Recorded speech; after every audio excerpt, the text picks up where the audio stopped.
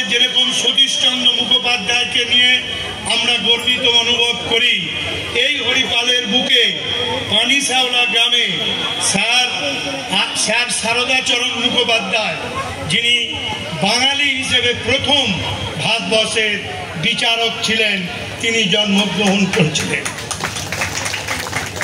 আরেকজনের কথা মনে রয়েছে, বলদবাজার আমাদের পানিশ্যাওলার মধ্যেখানে পারিচাঁদ মিত্র।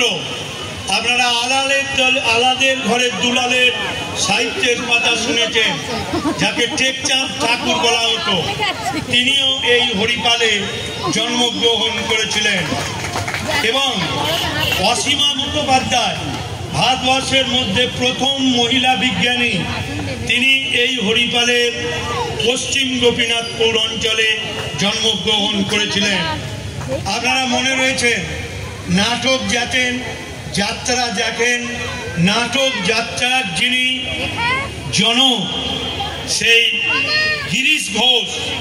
গিরিশ ঘোষ, তিনি হরিপাল ঘোষপাড়ায় জন্মগ্রহণ করেছিলেন। আপনারা জেনে রাখবেন, এটা অনেকেই জানা নেই।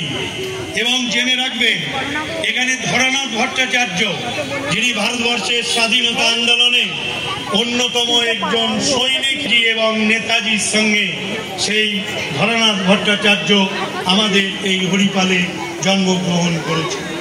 হরিপালের বুকে জননেতা অতুল্য ঘোষ, তিনি আমাদের জেজুর গ্রামে জন্মগ্রহণ করেছিলেন। অর্থাৎ এই সব ব্যক্তিত্ব নিয়েই আমাদের হরিপাল।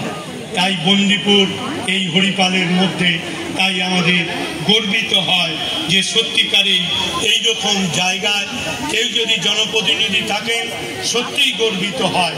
ইতিহাসের পাতা খুঁজতে গিয়ে যখন সত্যিকারে ইতিহাস রচয়িতাদের কথা মনে পড়ে, তখন মনে পড়ে যে কিছু একটা করার।